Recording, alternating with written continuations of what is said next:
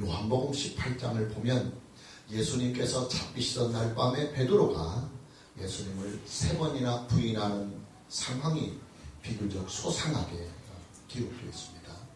베드로는 그날 밤에 무너져도 아주 철저하게 무너져 버립니다.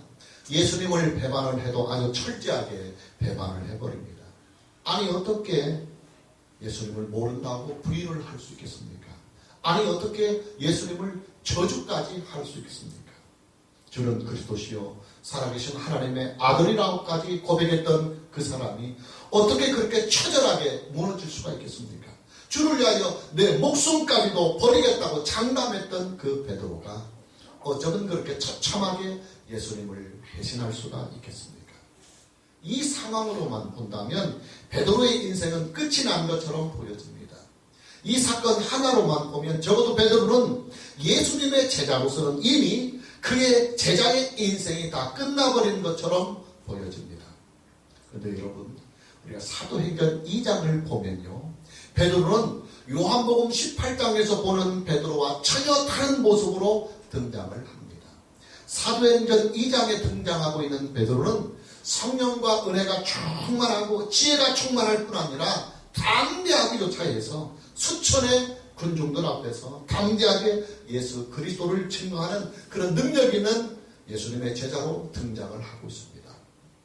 요한복음 18장에 등장하고 있는 베드로와 사도행전 2장에 등장하고 있는 베드로는 그야말로 하늘과 땅 차이가 난다고 해도 과언이 아닐 정도로 베드로는 그렇게 변해집니다.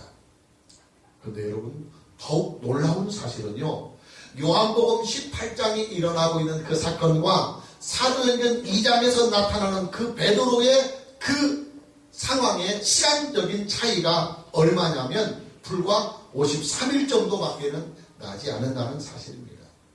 베드로는 불과 53일여 만에 전혀 다른 사람이 되었습니다. 처참하게 무너지고 처참하리만큼 부서지고 배신자라고 하는 깊은 수렁에 빠져 있었던 베드로가 불과 53일 여일 만에 이 짧은 시간 속에서 위대한 예수님의 사랑으로 우뚝 서고 있는 것입니다. 물론 베드로의 이런 변화와 성장 안에는 오순절 성령 강림이라고 하는 이 위대한 사건이 있었음은 분명한 사실입니다. 그러나 여러분, 우리는 이것을 알아야 합니다. 만일 베드로가요, 요한복음 18장에서 예수님을 배신한 후 말입니다, 누군가가 그의 상처난 마음을 어루만져 주지 않았다고 한다면 베드로는 감히 오순절날 성령이 임하는 그 제자들의 공동체에 감히 함께 할 수가 없었습니다. 여러분이 한번 판단해 보십시오. 예수님을 2번이나 부인하고 3번째는 예수님을 저주까지 한 베드로입니다. 그런 베드로가 어찌 감히 제자들 공동체에 함께 할 수 있었겠습니까? 아마 저라고 해도 감히 그렇게 못할 것 같아요. 저 자신 스스로에게 수치스럽고 제자들 앞에서도 면목이 서지 않고 더더욱 하나님 앞에서는 죄책감에 시달려서 말입니다. 도저히 제자들을 그 공동체에 함께 할 수 없었을 것입니다. 그래서 숨어도 아마 꽁꽁 숨어버리고 말았을 것입니다. 자, 그렇다면 말입니다, 도대체 요한복음 18장과 사도행전 2장 사이에서 어떤 일이 있었기에 예수님을 배신한 이 베드로가 불과 53일여에 만에 이렇게 위대한 하나님의 사랑으로 다시 탄생되고 있을까요? 그 열쇠와 그 해답이 바로 오늘 본문에 기록되어 있습니다. 베드로가요, 자신의 굴욕에서 벗어나고 제자들 앞에서의 그 수치감을 극복하고 하나님 앞에서의 그 죄책감에서 다 벗어날 수 있었던 그 힘은 바로 예수님의 사랑에 있었습니다. 할렐루야. 부활하신 예수님이 예수님을 배신한 베드로를 직접 찾아가 주셨습니다. 사명을 포기하고 제자의 길을 포기하고 갈릴리 바다에서 다시 물고기를 잡고 있는 베드로를 예수님이 직접 찾아가서 베드로를 위로해 주시고 또 베드로를 격려해 주시고 베드로가 가지고 있는 배신자라고 하는 이 크나큰 마음의 상처와 이 부담감을 털어버릴 수 있도록 그를 변함없이 예수님의 제자로 인정해 주신 예수님의 사랑이 베드로를 다시 살리신 것입니다. 여러분, 저와 여러분은요, 베드로처럼 넘어지고 자빠질 수 있어요. 아주 처참하리만큼 깊은 수렁에 빠질 수도 있어요. 자기 자신에게 도저히 용서가 안 되고 사람들 앞에서 수치스럽고 하나님 앞에서 너무 미안하고 죄송스러워서 감히 하나님 앞에 다시 나아갈 수 없을 정도로까지 망가지고 넘어지고 자빠지고 무너질 수도 있습니다. 그러나 여러분, 우리는 이것을 알아야 합니다. 외아들을 십자가에 내어주신 하나님의 사랑이 우리에게는 있어요. 우리의 죄를 구속하기 위해서 내 대신 십자가에 못 박혀 죽으신 예수님의 사랑이 저와 여러분에게는 있어요. 이런 모습 그대로 우리를 보듬어가시는 성령님의 사랑이 저와 여러분에게는 있는 것입니다. 우리를 일으켜 세우는 능력, 우리를 하나님의 능력 있는 일꾼으로 세우는 그 힘이 어디에 있느냐? 예, 하나님의 사랑에 있어요. 할렐루야. 우리를 변화시키고 우리를 위대하게 만드는 그 능력과 그 힘이 어디에 있느냐? 예, 우리도 예수 그리스도의 사랑에 있습니다. 하나님은 우리를 포기하지 아니하십니다. 하나님은 우리를 내치지도 아니하십니다. 하나님은 우리를 버리지도 아니하십니다. 오늘 저와 여러분 모두에게 오늘의 이 본문의 말씀을 통해서 하나님의 사랑과 만나고 우리 주 예수 그리스도의 사랑과 만나는 은혜가 있기를 먼저 주님의 이름으로 축복합니다.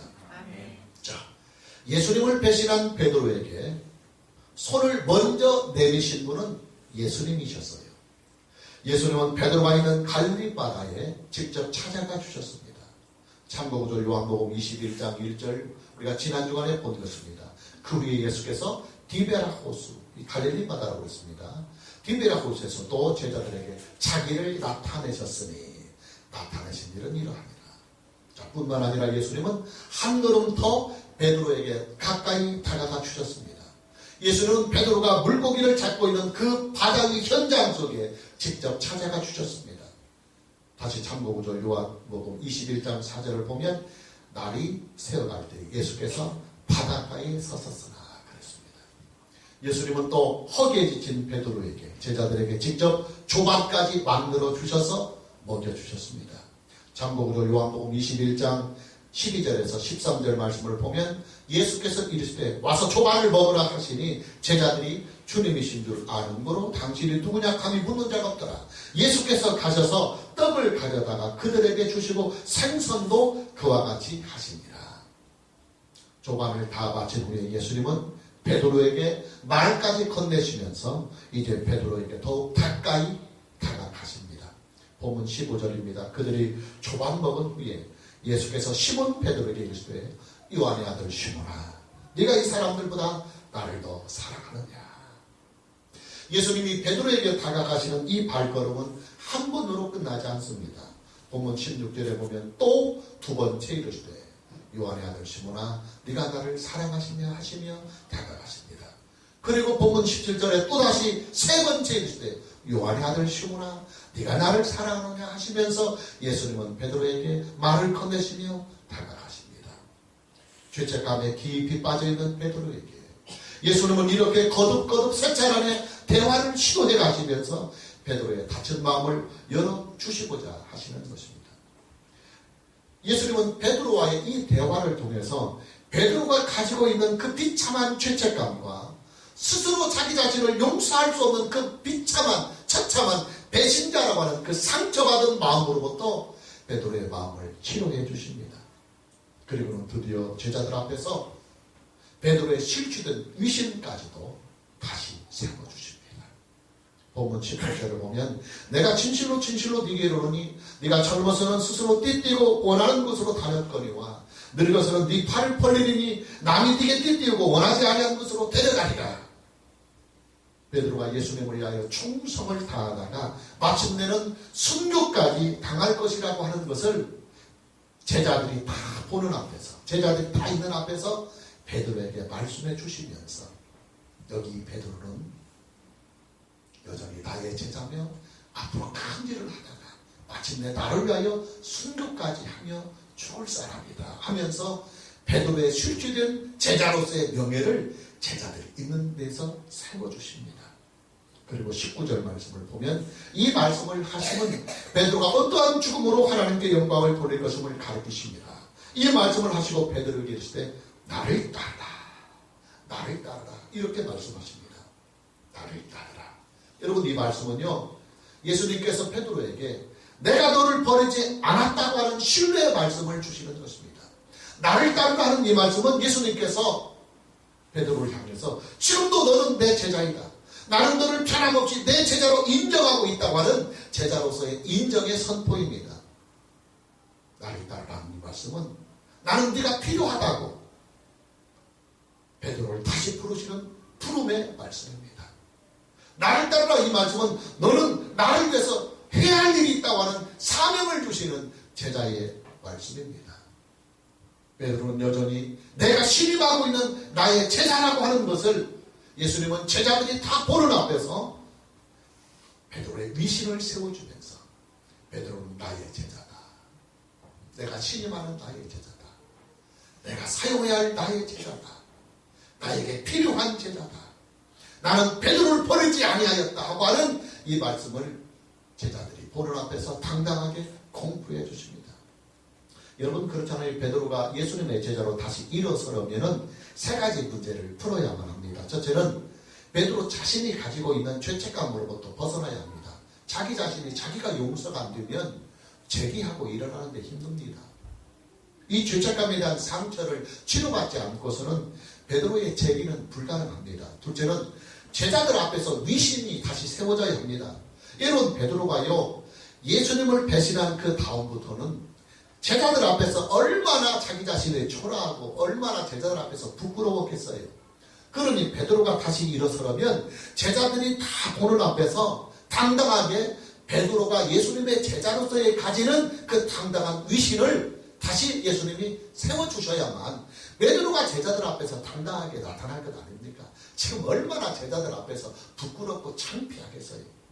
셋째는 예수님 앞에서 감히 나설 수 없는, 예수님 앞에 감히 나설 수 없는 예수님에게 대한 미안함, 예수님에게 대한 이 죄송함을 풀어주어야만 베드로가 예수님에게 다가갈 수 있어요.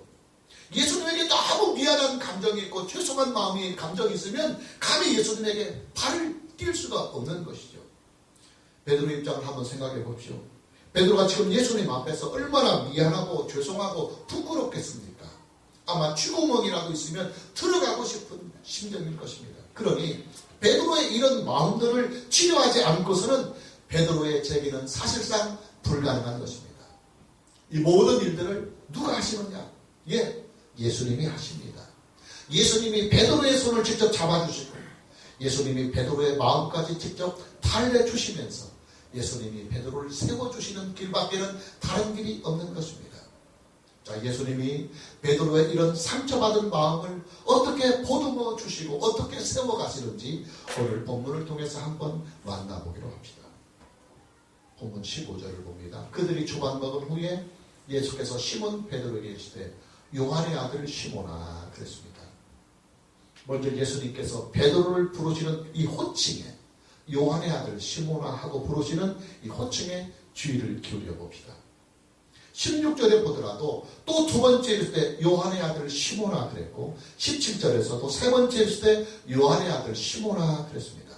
여러분 우리가 알다시피요 예수님께서 베드로에게 지어주신 새 이름이 있어요. 원래 베드로의 옛 이름은 시몬이었습니다. 근데 시몬이었던 베드로에게 예수님이 새 이름을 주었는데 그것이 바로 베드로 개바라는 이름이었습니다. 그 베드로 개바라고 하는 이름은 반석이라고 하는 뜻을 가지고 있습니다. 이제 베드로는 반석처럼 큰 바위가 되어서 예수님의 든든한 제자가 되고 또 예수님의 교회를 크게 세워가는 든든한 반석이 되리라 하고 시몬이라고 하는 이름을 고쳐서 베드로 개바라는 이름을 새롭게 주셨습니다. 자, 그렇다면 예수님은 당연히 베드로에게 시몬이라고 부르지 않고 베드로야 이렇게 불렀어야만 합니다. 왜냐하면 평소에 예수님은 그렇게 베드로에게 베드로야 부르셨거든요. 근데 오늘 본문에 와서는 예수님이 베드로에게 베드로야 부르지 않고 요한의 아들 시몬아 하고 시몬이라는 호칭을 부르셨습니다. 자, 성경학자들은 이 부분을 이렇게 해석합니다. 예수님을 배신하고 나서 크게 죄책감에 빠져있는 베드로에게 베드로라고 하는 이름은 큰 부담으로 아마 작용했을 것이다. 베드로라는 이름이 반석이라는 이름이니까 예수님이 지금 넘어져 자빠져서 예수님을 배신하고 부인하고 저주까지 한 베드로에게 반석아 베드로야 이렇게 부르면 베드로 자신이 더 마음의 부담감을 느끼고 절망할 것이라는 추측입니다. 그래서 예수님은 베드로에게 그런 심적 부담감을 덜어주게 하기 위하여 베드로라는 이름을 사용하지 않고 친근한 시몬이라고 하는 그 이름을 사용하면서 베드로에게 다가가셨다. 이렇게 성경학자들은 보고 있습니다. 예수님은 그만큼 베드로의 마음까지도 세심히 살펴가면서 지금 다가가고 있는 거예요. 왜냐하면 지금 상대방은 기가 죽어 있고 깊은 상처에 빠져 있고 예수님 앞에 한없는 죄책감에 빠지는 그에게 부담을 가지고 다가가면 더 멀어지니까 되도록 부담을 최소화시키면서 베드로에게 다가가시려고 예수님은 베드로라고 하는 부담 가는 이름까지도 부르지 않고 친근한 옛 이름은 시몬이라고 하는 이름으로 베드로에게 다가가시고 있다 그 말이에요. 예수님은 베드로에게 묻습니다. 15절에 그들이 조각 먹은 후에 예수께서 시몬 베드로에게 이르시되 요한의 아들 시몬아 네가 이 사람들보다 나를 더 사랑하느냐. 요한의 아들 시몬아 네가 이 사람들보다 나를 더 사랑하느냐. 베드로는 예수님을 부인하기 전까지만 해도 다른 제자들보다 더 열정을 가지고 예수님을 사랑했던 제자가 분명했습니다. 비록 순간적인 두려움으로 인해서 예수님을 배반하였기는 하지만 베드로의 마음에는 아직도 여전히 예수님을 사랑하고 있다는 사실을 예수님은 이미 다 알고 계시는 것입니다. 비록 순간적으로 겁이 나고 두렵기도 해서 예수님을 부인도 하고 저주까지도 하였지만 그것은 순간적인 베드로의 넘어짐일 뿐이요.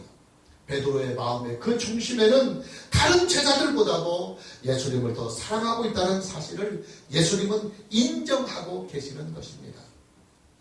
예수는 지금 베드로의 배신을 영원한 배신이 아니라 순간적인 넘어짐, 순간적인 실수로 돌리고 있는 거예요.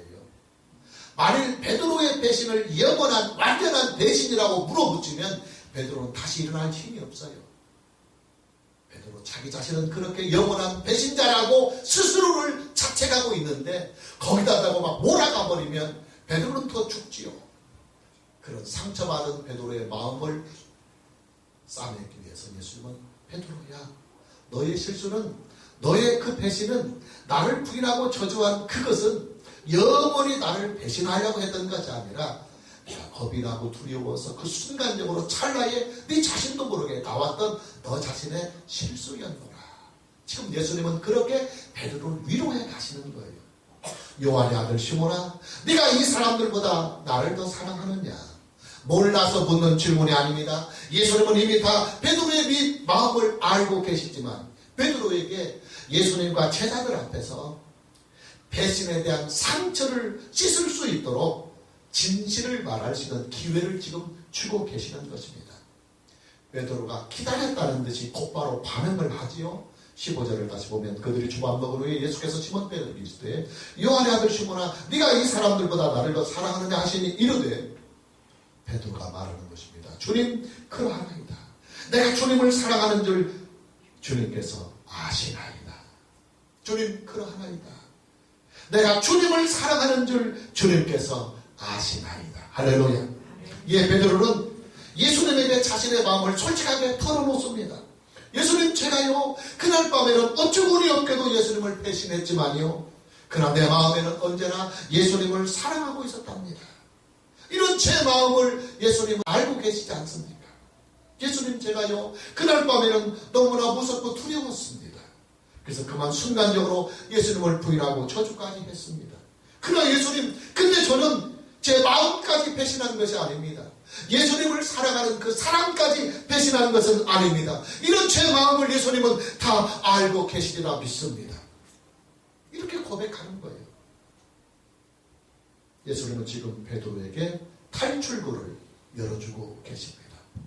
베드로 자신이 가지고 있는 그 비참한 죄책감으로부터 스스로 빠져나올 수 있도록 지금 비상구를 열고 베드로를 그쪽으로 이끌어 가는 것입니다. 베드로는 어차피 넘어지고 고꾸라진 사람입니다.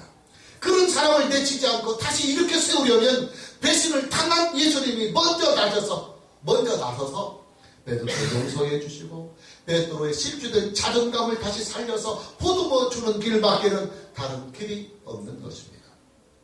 요한의 아들 시몬아 네가 이 사람들보다 나를 더 사랑하느냐. 베드로를 향하신 이 질문은요, 베드로에게 말해야 할 기회를 주시는 질문입니다. 베드로가 어떤 대답을 하실지 이미 다 아시면서 베드로의 그 자존감을 제자들 앞에서와 예수님 앞에서 스스로 떨쳐버리게 하려고 유도한 질문을 하고 계시는 것입니다. 베드로가 잽싸게 응수하지요. 주님 그러하나이다. 내가 주님을 사랑하는 줄 주님께서 아시나이다. 베드로는 이 고백으로 다시 일어날 수 있었어요. 이 고백으로 베드로는 그 죄책감으로부터 다시 벗어날 수 있었습니다. 이 고백으로 베드로는 제자들 앞에서 실추된 자신의 제자로서의 이 명예를 다시 회복할 수가 있었습니다. 이 고백으로 베드로는 예수님 앞에서 다시 얼굴을 들고 일어날 수가 있었던 것입니다. 아, 예수님이 아는구나. 내가 비록 순간적으로 넘어졌다 할지라도 내 마음속에는 변함없이 예수님을 사랑하고 있다는 이 마음을 예수님은 알고 계시는구나. 제자들아, 예수님이 내 마음을 알고 계신단다. 그러니 제자들아, 내가 예수님을 배신한 것은 영원한 배신이 아니라 순간적인 잘못이었단다 하고, 지금 베드로는 예수님과 제자들 앞에서 그 상처난 마음을 치유받고 실주된 제자로서의 명예를 이 고백을 통해서 다 회복을 하는 것입니다. 예수님의 질문과 베드로의 대답이 무려 세 차례나 거듭이 됩니다. 16절에 보면 또 두 번째 이르시되 요한의 아들 시몬아 네가 나를 사랑하느냐 하시니 이르되 주님 그러하나이다. 내가 주님을 사랑하는 줄 주님께서 아시나이다. 또 17절을 보면 세 번째 이르시되 요한의 아들 시몬아 네가 나를 사랑하느냐 하시니 주님께서 세 번째 네가 나를 사랑하느냐 하시므로 베드로가 근심하여 이르되 주님 모든 것을 아시오매 내가 주님을 사랑하는 줄 주님께서 아시나이다. 그렇게 고백합니다. 자, 베드로의 최종적인 고백이 뭡니까? 주님 모든 것을 아시오매 내가 주님을 사랑하는 줄을 주님께서 아시나이다. 주님 모든 것을 아시오매 내가 주님을 사랑하는 줄을 주님께서 아시나이다. 베드로는 세 번씩이나 줄기차게 이 말을 강조했습니다. 내가 주님을 변함없이 사랑하고 있다는 것을 주님은 이미 다 알고 계십니다. 어쩌다가 자신도 모르게 예수님을 부인하고 저준도 하였지만 그것은 제 정신으로 한 것이 아니라는 고백입니다. 베드로의 진심은 예수님을 지금도 변함없이 사랑하고 있다고 고백하고 있는 것입니다. 예수님은 베드로의 이 고백을 베드로가 말한 그대로 있는 그대로 다 받아주셨고 인정해 주셨고 믿어주셨습니다. 할렐루야. 오늘 베드로를 다시 일으켜 세우신 예수님의 그 사랑이 저와 여러분에게도 이 말씀으로 함께 임하여서 넘어진 우리들, 또 실수한 우리들 자신이 하나님 앞에 미안하고 죄송해서 더 믿음으로 일어서기가 어려웠던 우리의 그런 믿음의 생활도 다시 회복되고 재기되는 놀라운 은혜가 있기를 주님의 이름으로 축복합니다. 여러분, 베드로의 이 회복은요, 자, 이 대목부터 이제 가장 중요합니다. 베드로가 지금 예수님을 만나서 다시 이렇게 세워지는 베드로의 이 재기와 회복은 사람을 살리는 일이지만은, 그러나 결과적으로 볼 때는 사명의 회복입니다. 예수님은 지금 베드로를 세우기 위해서 베드로에게 접근해 갔지만 결과적으로 보면 베드로가 세워졌다고 하는 것은 무엇이 세워졌느냐면 베드로가 예수님의 제자로서의 받은 그 사명을 다시 회복하는 것입니다. 여러분, 베드로가요 예수님의 제자로 산다는 것은 무엇을 말하는 것입니까? 이 인생을 사명으로 산다는 말입니다.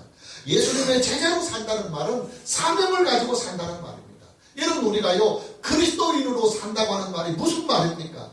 저와 여러분의 인생은 사명으로 살아가는 인생이다, 그 말이에요. 사명자란 무엇입니까? 사명자란 자기의 길을 가지 않고 사명의 길을 가는 사람을 말합니다. 사명자는 자신의 인생을 살지 않고 사명을 위해서 사는 인생을 말합니다. 사명이 뭡니까? 이 사명이란 삶의 목적을, 인생의 목적을 자신의 행복에 두지 않고, 자신의 성공에 두지 않고, 자신의 축복에 두지 않고, 자기를 부르신 분의 명령을 위해서 살아가는 인생을 바로 사명의 삶이라고 말합니다. 그래요, 여러분. 예수 그리스도를 믿고 구원의 은혜를 가지고 살아가는 저와 여러분들은 사명으로 인생을 살아가는 사람들입니다. 자신의 행복을 인생의 목적으로 두지 않고 오직 사명을 인생의 목적으로 삼고 사는 사람들입니다. 그러기에 우리는 자신의 행복을 통한 기쁨보다는 사명을 기쁨으로 알고 살아가는 사람들입니다. 나 자신의 행복이 우선이 아니라 사람들은 자신의 축복과 자신의 행복을 위하여 예수를 믿는다고 생각하지만 오판입니다. 나 자신의 행복이 우선이 아니라 나를 통해서 펼쳐지고 나를 통해서 이루실 하나님의 영광을 우선으로 삼고 살아가는 것이 바로 그리스도인의 인생이요 사명으로 살아가는 인생이다 그 말이에요. 할렐루야. 사명을 잃어버린 그리스도인은 은혜를 잃어버린 영혼과 같아요. 사명을 잃어버린 그리스도인은 길을 잃어버린 인생과 같아요. 사명을 잃어버린 그리스도인은 부모를 잃어버린 인생과 같습니다. 사명을 잃어버린 그리스도인은 목적을 잃어버린 인생입니다. 그리스도인은 사명을 감당하는 것이 은혜입니다. 그리스도인은 사명을 감당하는 것이 능력입니다. 그리스도인은 사명을 감당하는 것이 희망입니다. 그리스도인은 사명을 감당하는 것이 축복입니다. 그리스도인은 사명을 감당하는 것이 재기입니다. 그리스도인은 사명을 감당하는 것이 성공입니다. 그리스도인은 사명을 감당하는 것이 영광입니다. 그리스도인은 사명을 감당하는 것이 승리입니다. 그리스도인은 사명을 감당함으로 영웅이 되는 것입니다. 그리스도인은 사명으로 죽는 게 인생을 가장 아름답게 마무리하는 일인 것입니다. 사명을 위해서 살다가 사명과 함께 죽는 인생, 그것이 바로 그리스도인의 인생이다 이 말이에요. 못나서도 우리는 사명의 길을 가야 합니다. 부족해도 우리는 사명을 감당해야 합니다. 비록 넘어지고 자빠지더라도 우리는 다시 일어나서 사명의 길을 가야만 합니다. 사명자는 어떤 상황, 어떤 경우에서든지 사명을 포기하거나 사명을 잃지 말아야 합니다. 그리스도인이 예수 믿고 구원받아 하나님의 자녀로 살아가는 인생의 눈을 감을 때 후회하는 것은 어떤 후회냐면 사명을 감당하지 못한 후회만 남아요. 사실은. 왜냐하면 우리 안에 구원의 확신이 있고 우리에게 천국의 확신이 있고 부활의 확신이 있고 하나님의 은혜가 우리 안에 충만한데 우리가 죽을 때 무엇을 두려워하고 무엇을 걱정하고 무엇을 후회할 수 있습니까? 그도 예수 안에서 하나님의 은혜로 살아온 인생에 대하여 감사하게 눈을 감을 수 있을 것입니다. 그러나 한 가지 후회는 있어요. 뭐냐면 이렇게 하나님의 은혜로 살아온 내 인생이 사명을 감당하지 못하고 살아왔던 인생에 대해서 그리스도는 죽을 때 이 한 가지 후회가 남는 거예요. 여러분, 저와 여러분은요 이 후회를 해서는 안 돼요. 죽을 때 이 후회를 해서는 안 됩니다. 하나님은 사명자의 사명을 거두어가지 않습니다. 사명을 잃어버리고 사명을 거부하는 것은 본인 스스로의 문제이지 하나님의 문제가 아닙니다. 예수님은 베드로의 사명을 거두지 아니하셨습니다. 비록 그가 예수님을 부인하고 저주까지 하는 대신을 했음에도 불구하고 예수님은 베드로의 사명을 거두어가지 않으셨습니다. 비록 베드로가 사명을 잃어버리고 다시 물고기를 잡는 어묵으로 돌아가 있을지라도 예수님은 그에게서 사명을 내치지 않고 그를 찾아가서 그의 사명을 다시 회복시켜 주셨습니다. 예수님께서 베드로에게 주신 사명이 무엇입니까? 우리가 요한복음을 통해서 두 가지를 봤습니다. 첫째는 사랑받는 어부가 되라 하는 것입니다. 사랑받는 어부가 되라. 우리가 이미 지난 주간에 보았지만 참고 구절 마태복음 4장 19절에 보면 말씀하시되 나를 따라오라. 내가 너희를 사랑을 낳는 어부, 사랑을 낳는 어부가 되게 하리라. 예, 전도와 선교의 사명입니다. 자, 두 번째 사명은 오늘 본문에서 내 양을 먹이라 하는 사명입니다. 15절에 보면 이르시되 내 양을 먹이라. 또 16절 이르시되 내 양을 치라. 또 17절에 예수께서 이르시되 내 양을 먹이라. 예, 양육의 사명입니다. 양육의 사명. 여러분, 이 두 가지 사명, 전도와 양육, 선교와 양육의 이 두 가지 사명은요 베드로에게만 주신 사명이 아니고 예수님의 제자들에게만 주신 사명이 아니고 목사에게만 주신 사명이 아니고 예수 그리스도를 믿고 하나님의 자녀가 되어 하나님의 구속사의 사명을 가지고 살아가는 모든 그리스도인에게 주시는 분명한 사명입니다. 할렐루야. 그리고 우리는 우리의 생명이 끝나는 그날까지 우리는 이 두 가지의 사명에 최선을 다해야 합니다. 여러분, 저와 여러분의 사명은요, 전도로만 끝나는 것이 아니에요. 우리의 사명은 양육까지도 포함하는 사명입니다. 양육이라고 하는 것은 목사만의 사명이 아닙니다. 사람들은 그렇게 말해요. 목사님, 내가 이 사람 교회 데려왔으니까요, 이제 목사님이 책임져 주세요. 아니요. 절대 그렇지 않습니다. 양육의 사명은 전도한 그 사람에게, 그 사람이 전도한 그 사람이 잘 세워져서 스스로 이제 예수님을 잘 믿을 때까지 계속 양육해야 하는 사명이 있는 것입니다. 양육의 사명은 모든 그리스도인들이 함께 감당해야 할 공동의 사명인 것입니다. 전도가 참 어려워요. 그러나 양육은 더 어렵습니다. 그래서 포기하고 싶을 때가 한두 번이 아니에요. 그래도 해야 합니다. 그래서 사명이라고 하는 거예요. 여러분, 사명이라고 하는 것은 원칙적으로는 기쁨으로 감당하는 것입니다. 기쁨으로.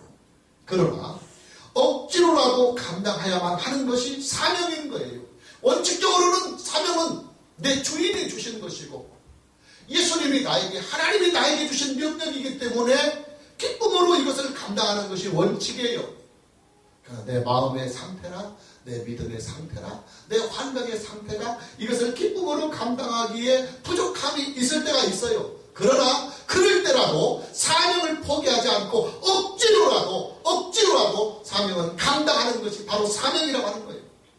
사명을 포기하는 일보다는 억지로라도 사명을 감당하는 것이 하나님께 영광이요, 우리 자신들에게 유익이다, 그 말이에요. 여러분, 우리가요, 직장 생활을 하다 보면 어떤 때는 참 가기가 싫을 때가 있고 당장에 직장을 그만두고 사표를 쓰고 싶을 때가 있어요. 그러나 가족의 부양을 책임지고 있는 가장의 입장에서는 가족의 부양을 위해서 억지로라도 직장에 다닙니다. 그러면요, 가족에게는 유익해요. 내가 직장에 다니기 싫다고 해서 때려쳐버리면 가족 부양이 안 돼요. 이것은 직무유기죠. 나는 다니기 싫지만 억지라도 직장 생활을 잘하면 가족은 부양을 책임질 수 있어요. 그러면 가족에게도 유익한 것입니다. 이것이 가장의 사명이에요. 가장이라고 하는 것은 억지로라도 가족을 부양할 사명이 가장에게는 있어요. 원칙적으로는 기쁨으로 감당해야 돼요. 가족을 사랑하는 마음으로. 그러나 어떻게 살다 보면 기쁨을 잃어버릴 수도 있어요. 그러나 그 기쁨이 없다 할지라도 억지라도 직장생활을 해야 돼요. 돈은 벌어야 돼요. 그래야 가족 부양을 할 것 아닙니까? 이것이 가장의 사명이에요.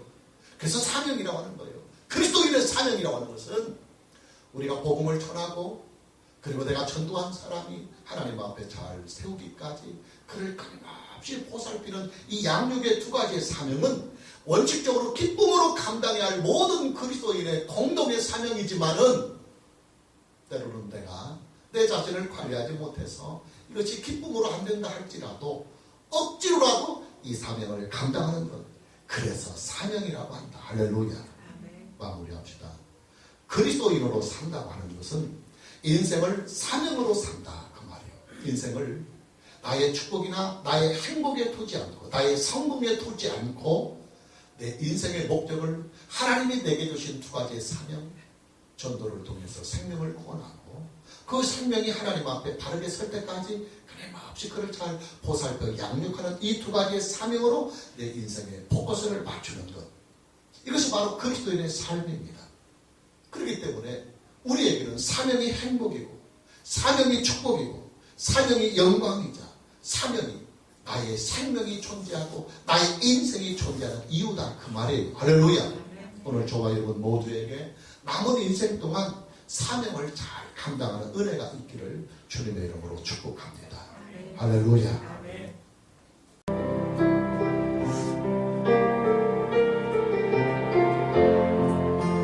요한 아들 시몬아, 요한의 아들 시몬아, 내가 다른 사람들보다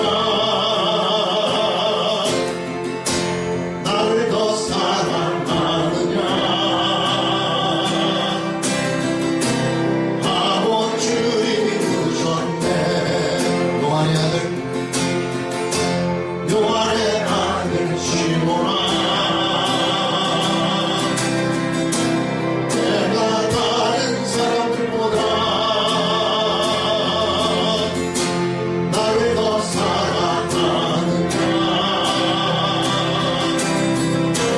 하고 주님이 물으셨네. 그때 나는 주께 대답했네. 내가 주를 사랑하는지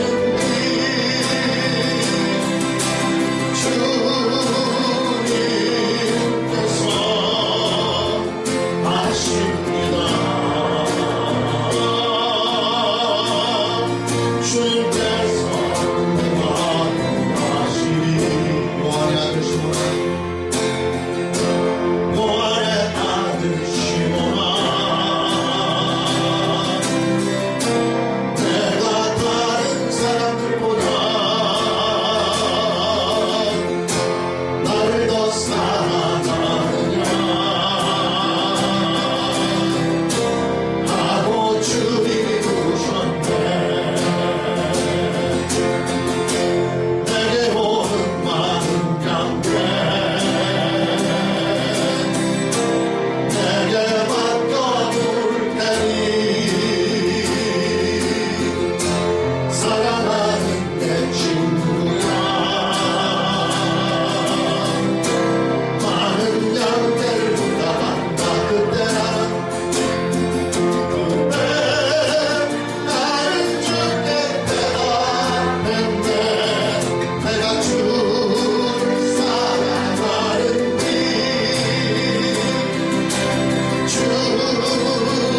주님께서 아십니다.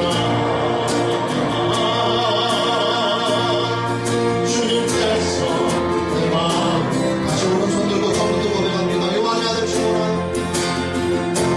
요한의 아들 시몬아 내가 다른 사람들보다 나를 더 사랑하느냐 하고 주님이 물으셨네. 요한의 아들 시몬아 요한의 아들 시몬아 내가 다른 사람들보다 나를 더 사랑하느냐 하고 주님이 물으셨네. 그때 나는 주께 대답했네. 내가 주를 사랑하는지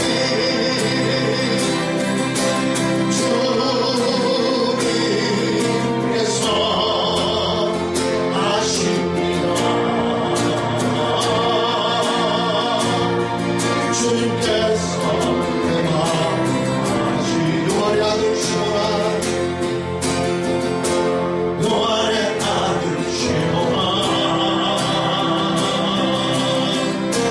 내가 다른 사람들보다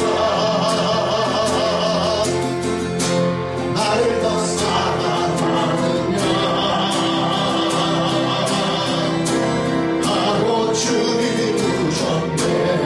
내게 오는 많은 양떼들